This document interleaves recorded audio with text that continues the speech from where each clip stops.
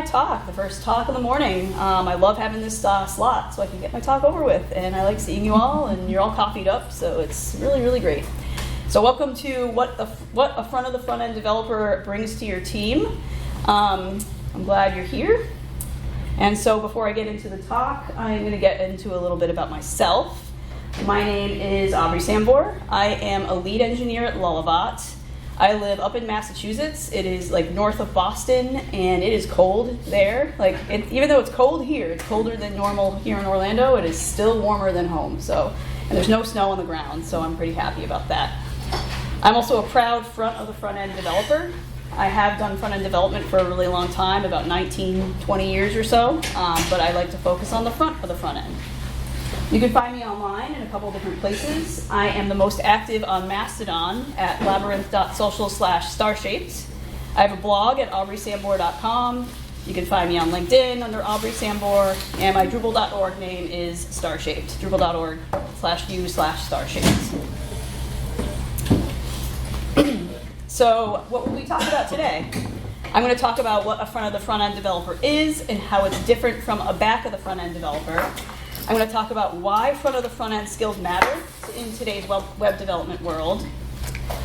I am going to talk a little bit about how to convince your team that skill sets of a front of the front end developer are important.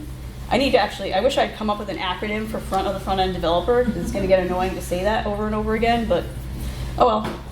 And how we can work with other members of a team to build a great website. First, I'm going to do a couple definitions. First, I'm going to talk about what is a front of the front end developer, in case you don't really know what the difference is between a front of the front end developer and a back of the front end developer. So a front of the front end developer, they focus a lot more on keeping up with CSS. We focus on semantic HTML, like knowing which HTML elements to use where.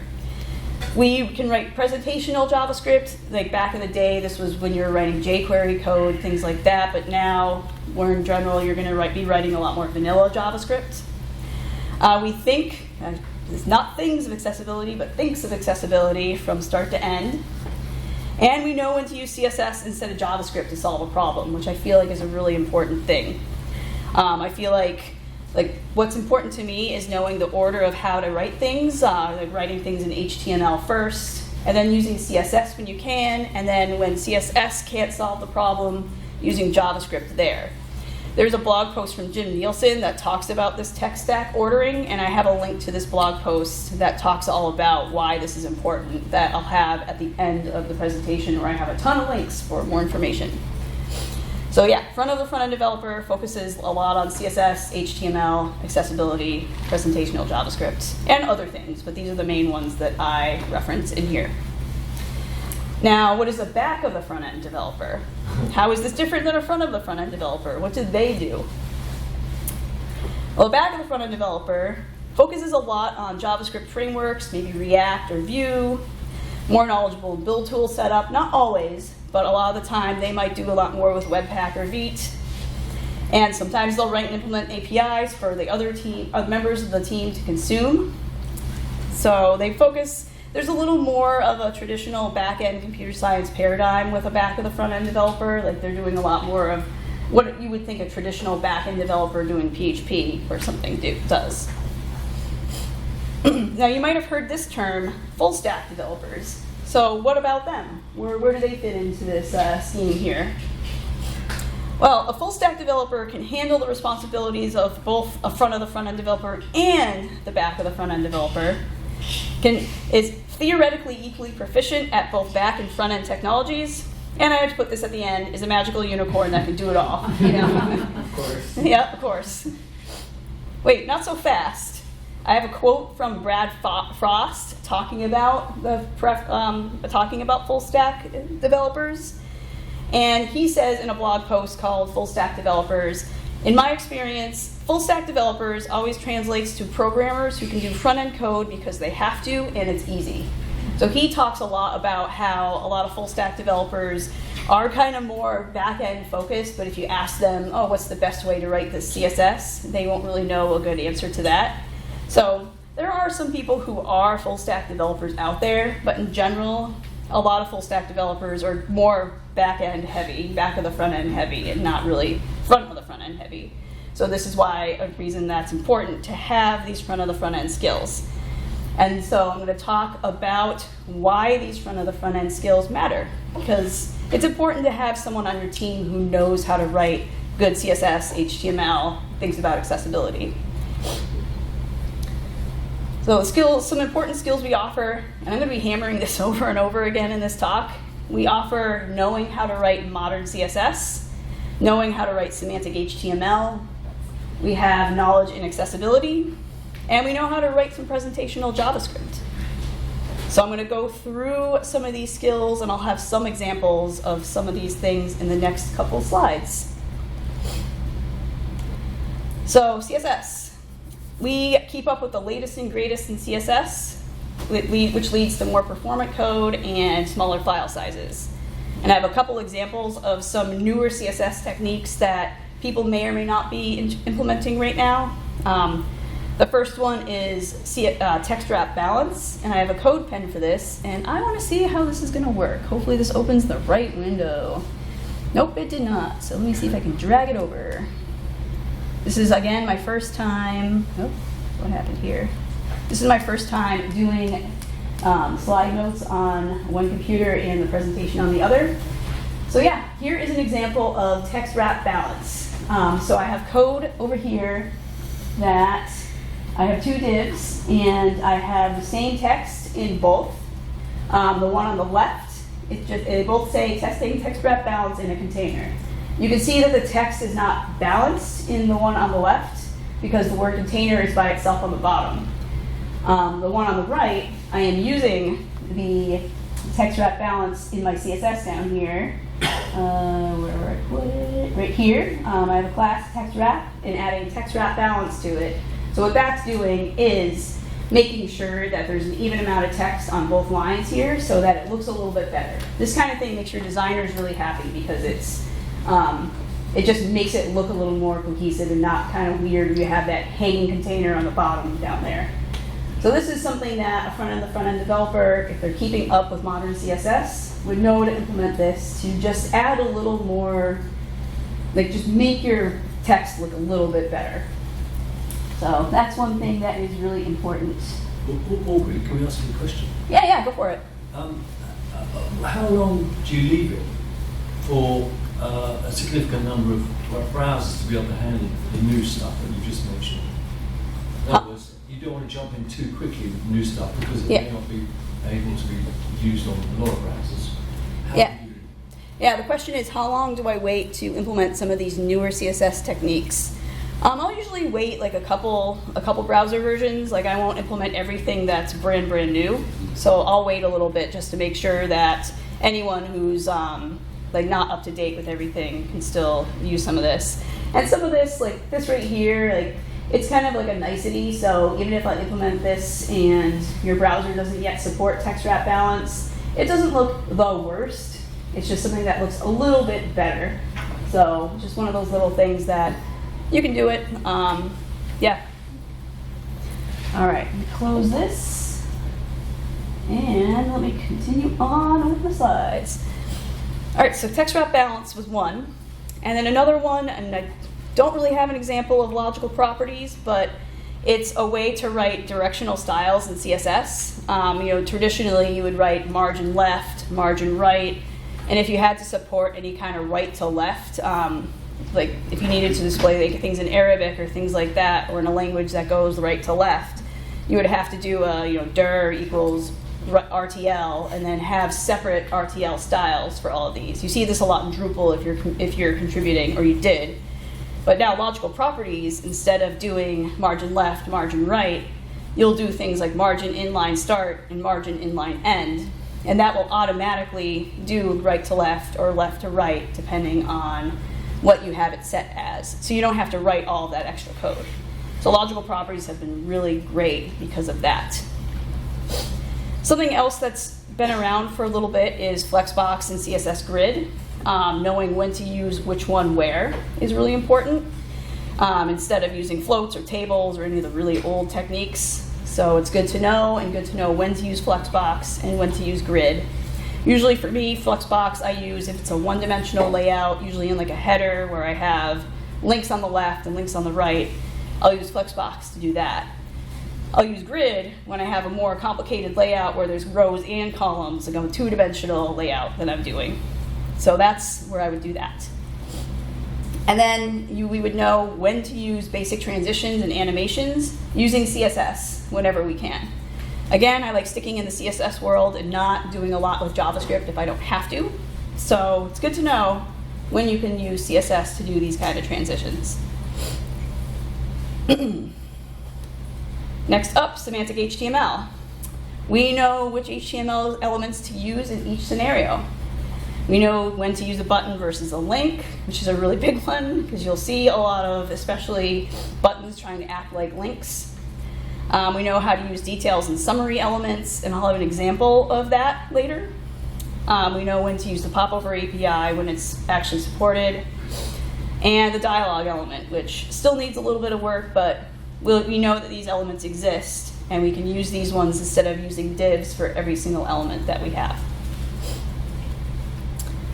We know about accessibility. We know the best ways to ensure it the best we can when building a site. And again, I have an example of building a button using the button element instead of a div with ARIA roles and a JavaScript on-click, which hopefully no one here does that, because that's not the way to write buttons, because it's not the greatest. And I have a code pen to show this, to show the button versus link here. So let me drag this one over, if I can. This one is just button versus link. So you can see the two things. You can see that there's a button and I have a link, and you just use a button by having button elements. You don't need to add an ARIA role or anything like that, because we're using the button HTML. So these two are how you should do the buttons and links. And you use a button when you're trying to submit something. You use a link when you're trying to go to a different page. So that's like the bare minimum basic reason or differences between a button and a link. And I have an example of how not to build a button, which is right here. And it's just me putting in, div role button on click equals click button. And you'll see this sometimes when people are trying to use buttons as a link, and you'll have the JavaScript of click the button. I didn't really write the JavaScript for this to show you how it works. I'm just saying, don't do this, because a button is not a link. A button is something you use to submit something. So close that. And then just knowing when to use ARIA in general. There are some places to use it. Knowing how to build color palettes that follow color contrast guidelines. And we can test sites using multiple accessibility tools and manual testing, such as keyboard navigation and screen readers. And my coworker, Kat Shaw, she's one of the featured speakers later on, is going to be talking more about the why of accessibility. So feel free to check out her talk later today, where she'll go over why accessibility is really important. And finally, presentational JavaScript. We know how to write presentational JavaScript to enhance a site. We can write JavaScript toggles for navigation is probably one that you probably have heard of more. We can use the Web Animations API to implement transitions and animations that can't be done using CSS yet. And I have an example of this later on about how Web Animations API can do something that's going to be a lot easier once some certain CSS is supported everywhere. And then implementing tooltips and modals, also ensuring all of these are accessible. So yeah, we can write presentational JavaScript. To summarize, we add a lot to the team because of this, and our skills matter to its success of a project because of some of these skill sets we have. Next, I'm going to talk a little bit on, again, how to convince your team that our skills matter. This is more at seeing what we can add to a project with our skills. And the importance of our skill set is, again, our knowledge of accessibility and semantic HTML, our in-depth knowledge of new CSS that can save us time and add a more immersive experience that clients would really like. And again, the most important thing is our collaboration, how we can collaborate with so many members of our team to build a successful site. And I'll be talking more about that part more toward the end of this talk. So first, I'm going to talk about accessibility and semantic HTML. I'm sorry that there's a wall of text on the slide. I usually don't like having walls of text, but I feel like this text is important. The WHO estimates that 15% of the world population live with some sort of disability. So it's really important that we build sites that people with visual, auditory, vestibular, or other can view the sites we build. And every year there's a WebAid Million that's put out, and this kind of goes over the top million websites in the world. I think it's the world. And this always notes, this is always like pretty similar, 95.9% of homepages that use ARIA, 95% of homepages have detected WCAG2 failures. And most of these are from color contrast issues. So it's, people not paying attention to the sufficient contrast and things like that. And ARIA usage has increased 15% in the past year, and homepages with ARIA, they usually have more detected errors than pages without. So it's really important to know how to use ARIA, because you can actually make a site less accessible if you don't know what you're doing with ARIA. So that's really important for someone on your team to know when to use these, when not, and when not. So why is this important? Like I said, people with disabilities use the web as much as people without disabilities, so they shouldn't be left out of the website experience. The web is for everyone, so it should be built for everyone. And I don't like bringing up the legal implications, but it's one of the things that clients really care about. I don't want to get sued, all this stuff. There's been a lot more lawsuits increasing in recent years. Again, it shouldn't be the main reason why your site is accessible, but it's important. And I have an article from web.dev where I cited this link, or this sentence there. So if you wanted to look more on that, later on when I post my slides, you can click on that link and read a little bit more about that on web.dev. Again, front-end developer, we can work to eliminate accessibility issues as much as possible. Like empty links, color contrast, missing form input labels. All of those are the biggest accessibility issues that are detected on a site. So it's important that we're there to do that to mitigate those kind of issues. And we also know when to use semantic HTML to build a component, avoiding extraneous ARIA, which might cause more accessibility problems than help. So that's important. Next up is some upcoming CSS techniques. So a lot of these are not in the wild yet. These ones you're going to want to wait for to make sure that all browsers support it. So I'm just going to show you some of the things that will be really great for us to use in the future. So my first example, hopefully this example is still up. It's using anchor positioning, which is a new technique in CSS, and the popover API to create drop-down navigation. One of my coworkers at Lullabot wrote this, so hopefully he didn't take this code pen down so I can show it. Probably should have told him I was going to use this code pen in a talk, but I didn't. So thankfully it's still there. So I can show you all this example here. It might be hard to see, but you can see up here there is a navigation. I can make it a little bit bigger, I think. It's hard to see. Yeah. So there's a couple links, and then there's an arrow going down, and on hover, I think that's how he did it both on hover and on click, there is a drop down in here. So you can do that, or I think you can do this. So you're able to navigate through it that way. And he wrote this using the popover API and anchor positioning. And you can see there's not a lot of JavaScript down here. There's only 17 lines of JavaScript to do all of this work. So that's pretty good to be able to do all that and not a lot of code. So it's going to be pretty cool once these are implemented everywhere. And again, my coworker Andy Bloom at Lullabot wrote this, and it was nice to be able to demonstrate this. Close this one. And then There's another one that I'm really excited about, and I mentioned this earlier, is interpolate size. It's something you can use to animate items from 0 to an arbitrary width or height, which is something you can't really do right now with transitions and animations in CSS.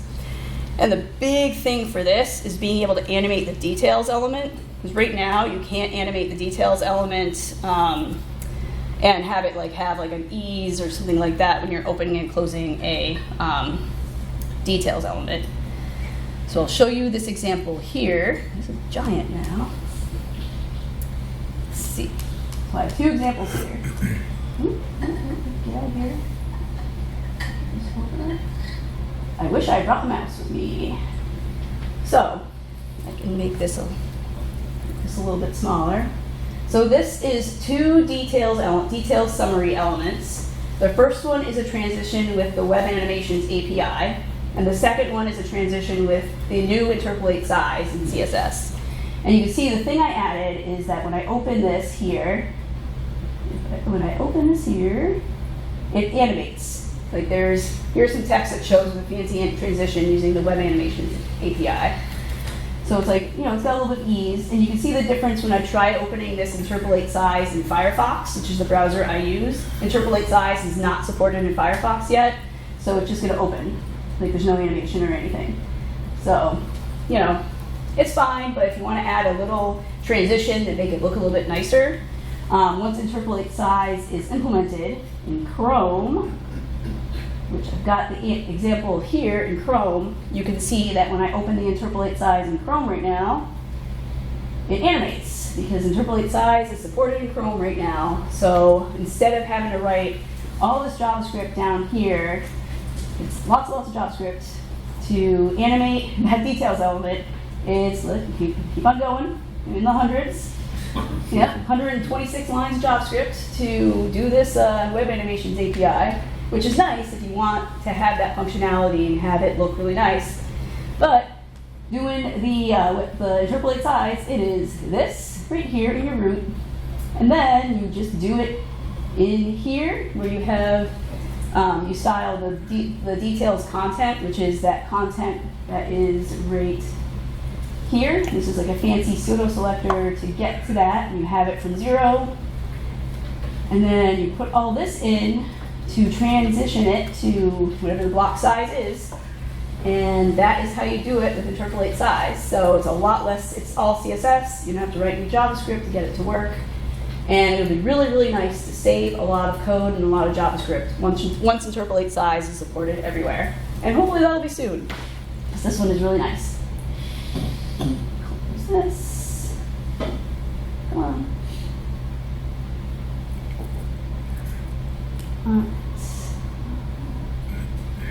Gotta get my slides back. There we go.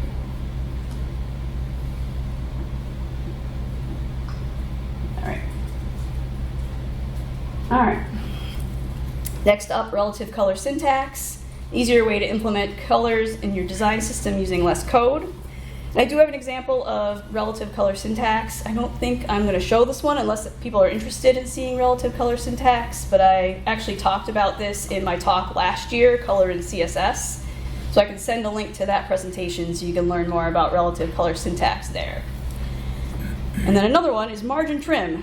This one I can't wait to happen because it's going to save some time when you're trying to trim off some margin on the bottom of, say, a list of links.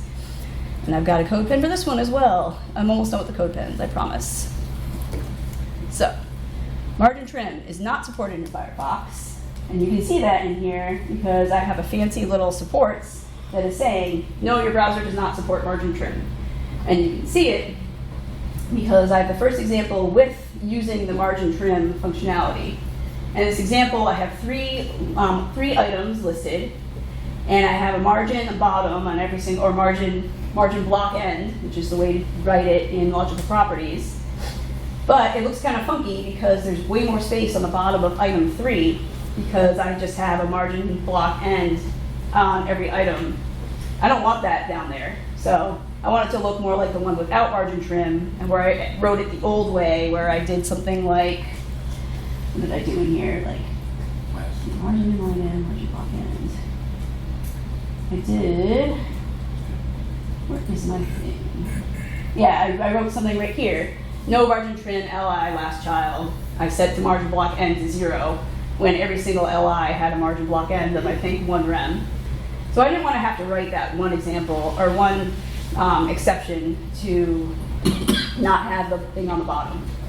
But in Safari right now, which is the only browser that supports this, let me fire this up, it supports margin trim. So yay, your browser supports margin trim. And since it supports it, you'll see that it's trimmed to the bottom. And I have that margin trim down here.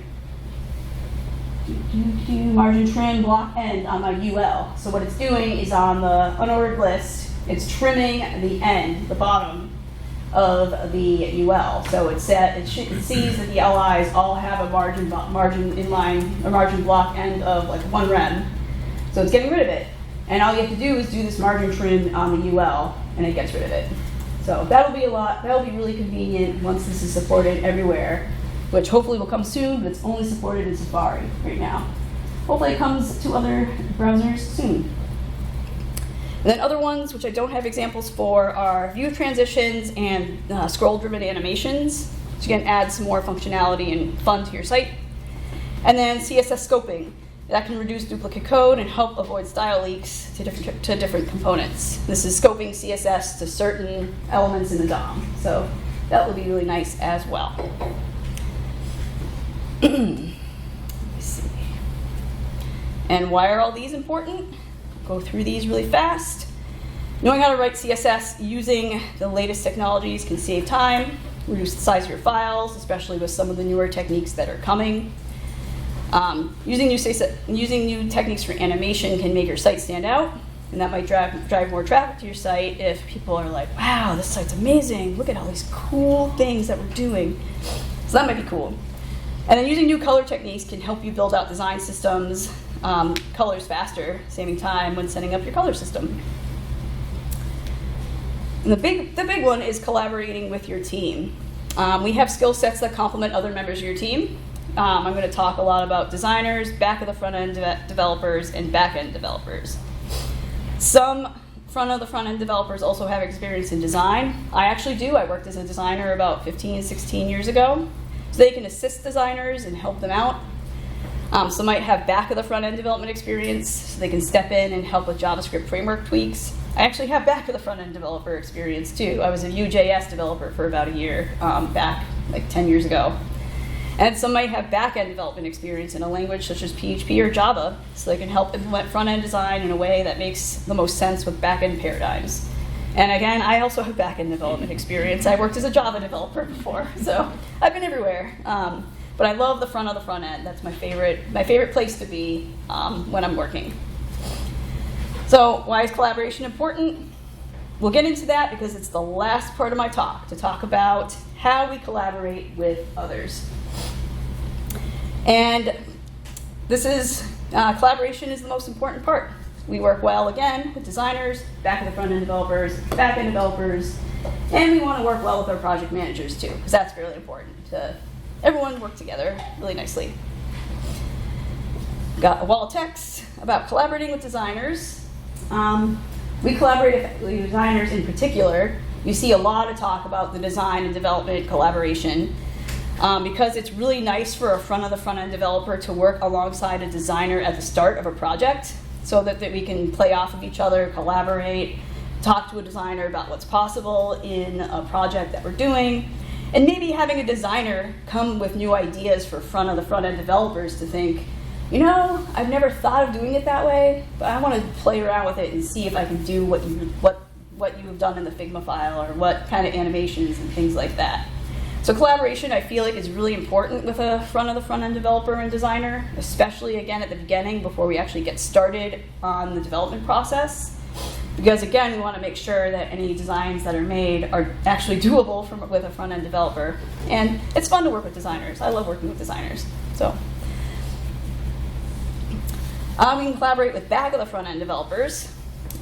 We could do all the front end work that a back of the front end developer doesn't want to do. Well, the back of the front end developer can do the API stuff that we might not want to do. So that's really nice to be able to work together to kind of utilize our skill sets the best we can, so we can make sure that any back of the front end writes the correct HTML that we can style and things like that. So that's really nice. We can collaborate with back-end developers. You see this a lot in Drupal, especially if back-end developers can write modules that maybe can like write some functionality and generate some Twig templates that we can go and customize with the right HTML and things like that. Also, when back-end developers are writing these Drupal modules, they might actually need some custom CSS that needs to be written for these modules. So that's where we can step in and actually write the styles. That's actually something I've done a lot on a lot of my projects, is help back-end developers with their CSS. Like, I actually get tagged in a lot on projects I'm on from back-end developers saying, hey, you're a CSS expert. I want you to come in and write the styles as best as possible, because that's not my skill set, that's yours. So it's really great to be able to work with somebody, with back-end developers who tap you in, and yeah, you can get the work done together. And the last one is collaborating with project managers. Front-end developers, we can collaborate with project managers. We can help with ticket creation, definitions of done that have accessibility and visual regression testing. Also in our CI process, it's important to have accessibility testing there too. But it's important to have the accessibility testing everywhere in your project from the start. So making sure when you're working with a project manager that that's part of the ticketing process and part of your a part of your development. So it's making sure to do that. All right. In conclusion, we can be useful at every part of the project, beginning to end, and we can collaborate with so many members of our team, especially the ones that I mentioned earlier. All right, wrapping up. This is just a summary of what I just talked about. Front-end developers are an important part of every team. We have a unique skill set that integrates with other member skill sets, including CSS, HTML, and accessibility. We bring value to your team by keeping up with the latest CSS, focusing on best practices in accessibility, writing semantic HTML for each area of the site. And we can collaborate with other members of the team to build a great website, including designers, front-end developers, back-end developers, and project managers. So I have lots of links. If you want to read more, I've got so much stuff to read. I have an article about not using ARIA labels and static text elements, article about styling modern CSS. Of course, I have to include The Great Divide, which is an article that talked a lot about the divide between back of the front end and front of the front end developers. Brad Frost also wrote, I think Brad Frost is the one who actually coined the front of the front end and back of the front end terms, so that's a really interesting post to read. And then I just have a bunch of other articles about front end development, some stuff about accessibility, and stuff about semantic HTML. So in case you're interested in reading more about the things I talked about, tons of links when I put the slides up. Yeah, here's information about me again. My name is Aubrey Sambor, I'm the lead engineer. Love front of the front end. And you can find me at all these places on the internet. So yeah, ta-da.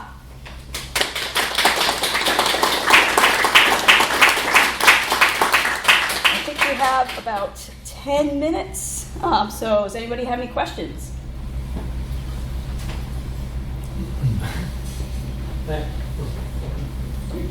Well, I have way more than we can cover. Yeah, so I'll ask a lot at the. Yeah, you can ask a lot at the after party because I'll be there. Definitely, it's a nice spot to be in, but also difficult because you touched on some of these things. I mean, the front end, the designers really sometimes create things that are not like like minimum contrast and massive images, and then of course the back end is obviously concerned with efficiency and speed, right? So it can be politically also a little bit of a dangerous position to be in. Yeah. So it's good that you address those issues, but like I said, I find it sometimes super important, but also delicate. Yeah. Well-being and communication is critical. Yeah, definitely. There was a comment about how there's some politics you have to play sometimes as a front of the front end developer with designers, with back end developers, and it can be a very nuanced experience. So it's collaboration and communication is definitely very important when you're a front of the front end developer and working with a bunch of other members of the team. So yeah, it's very important. Yeah, it was a similar question. I was going to ask if you have found that people like connect to this message, because I definitely agree with the picture, but feel that sometimes it's a bit of an uphill battle to get people to kind of understand. Yeah, the comment was about how it could be a bit of an uphill battle for a lot of other members of your team to understand working together and collaborating. Sometimes they don't want to. Yeah, I've had to deal with that before at places. Thankfully at Lullabot, I don't have to deal with that. I mean, we have a designer here from Lullabot in the room, so yeah. You can like trash talk if you want to. No, I'm not going to trash talk. I love working with designers. I love working with Lullabot designers. It's really important to be able to communicate. I mean, it's just a thing where everyone needs to be heard on a project. I mean, that's a whole other subject that we can go into too at some point, but not right now. So, yeah. The question was asked earlier, how do you know when you could use the new toys that CSS springs in throughout the time? Yep. Do you use the web platform baseline as a strong signal as whether or not something is ready to go? Yeah, the question was, do I use the web platform baseline as when I think a thing is good to go? I'll do that sometimes, and I'll go to Can I Use a lot of the time too, just to see. I mean, they're kind of similar in that. But again, I usually like to wait, even when it's baseline. I kind of like to wait a little bit longer, just in case. It also depends on your client too. I know I had to work on a client that was still supporting IE 11 even after it was EOL, or end of life. And that was kind of frustrating, because again, I really wanted to use some new stuff, but if I had to support IE 11, that was a nightmare. So again, it depends. Like, you might have to support long-term support. Like, I don't think a lot of people need to actually do this, but there's the Firefox long-term support version too. That's usually an older version of Firefox. If that's important, you want to make sure that you still are supporting that. But yeah. So you talked a little bit about CSS Grid and CSS Fluxbox and how you use each one of those, and also like how you approach using newer things coming down the line that may not be supported by other browsers. Is there like a process in place for like, I guess my question is, do you suggest having a process in place where like everybody on the team knows like when to use CSS Grid versus CSS Grid versus CSS Fluxbox, or like to understand like, hey, we're not going to use this quite yet, even though it's supported in Safari because it's brand new, we want to wait a couple of browsers, or is that like on a developer by developer basis? So the question was, should there be any kind of, probably like any kind of discussion between, like, should there be a baseline between when you should use CSS Grid, Flexbox, or anything else on the team, or is it up to the individual developer to decide? Theoretically, and I really want this, I like this idea, or not like this idea, I think, like, especially if you're on a team with somebody, I think there should be some sort of common guidelines as to when you should use what where, just so there's a lot more standards or standardization between projects. Because again, if you're working on a team with a lot of front-end developers, it might be better for everybody to know, like, this is when we use Flexbox, this is when we use Grid, this is when we use like floats, you know, if you find an example, find a use for floats. So yeah, I really think it's good to have that consistency. I really think it's good to have all the front-end developers on your front-end developers on your team actually have the same baseline on when to use things where. That could be really hard because that does probably take a lot of documentation and things like that. But I think it's really important to try to strive for that, depending on the project. Yeah. Do you find that it's different for every project as to how much involvement the front-end developer has in layout? Or do you feel that the front-end developer is always there to help with design layout, in your experience? The question was, do you find that we're available to help design, or that we have the ability? So it depends on the project. I know I've been on projects where front end comes in a little bit later after design, and that makes it a little bit harder. It just depends on the timeline of the project and things like that. I know we like to, at Lullabot, like to be involved at the very beginning of a project whenever we can as front-end developers to work with designers. But it doesn't always happen, and I feel like it's a little bit harder of a process when we're not there at the beginning. So it's definitely something we want to do and try to strive for as much as we can. All right, I think you were up first.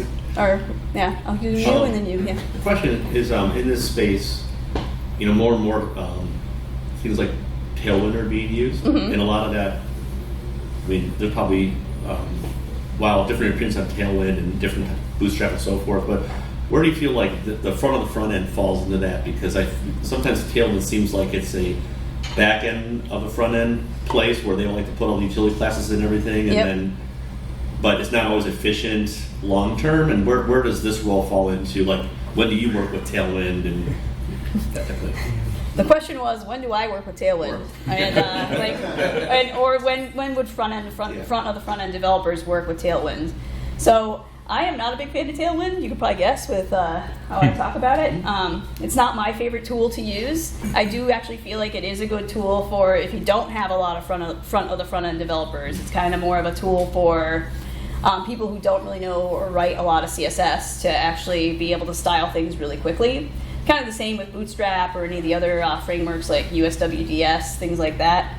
Where there's a lot of tools for if you have a team where you don't have a lot of front end developers, or you don't have a very CSS heavy team, that's where those tools would kind of come in more for me. But I know on a team that I work on with a lot of people who have knowledge with CSS, we don't go for those tools because it's, we're more efficient writing our CSS ourselves, especially knowing how to write really performant CSS. So, yeah, just depends on your team. All right. Actually, part of my question was that too, but do you usually still mostly do with Sass? Do you still use Sass? Funny you should ask that. The question was, do I still use Sass? So last year, my talk was, 2 years ago, I did a color and CSS talk last year. In 2023, I did a talk called, do you still need Sass? So, and my answer, of course, is it depends, because that's always the answer to everything, apparently, when you're a developer. I like to use just CSS if I can, but it's really hard because I really like using mixins and functions still, so I still do use Sass on a lot of my projects. But if you can use CSS, if you don't have to support a lot of mixins and things like that, if you don't have to write a lot of those, then you can actually use CSS for your project. I would like to start using CSS more on more on my projects, but right now it's hard. Once the mixin, and I think the function, there's like a proposal to have functions in CSS, and once they do that and have mixins, I can see myself using CSS instead of Sass more. All right, we're at 10:28, so I think I'm going to wrap it up. I'm going to be at the after party if anyone has more questions, so feel free to come up to me with any kind of CSS or front end developer questions you have. So thank you very much.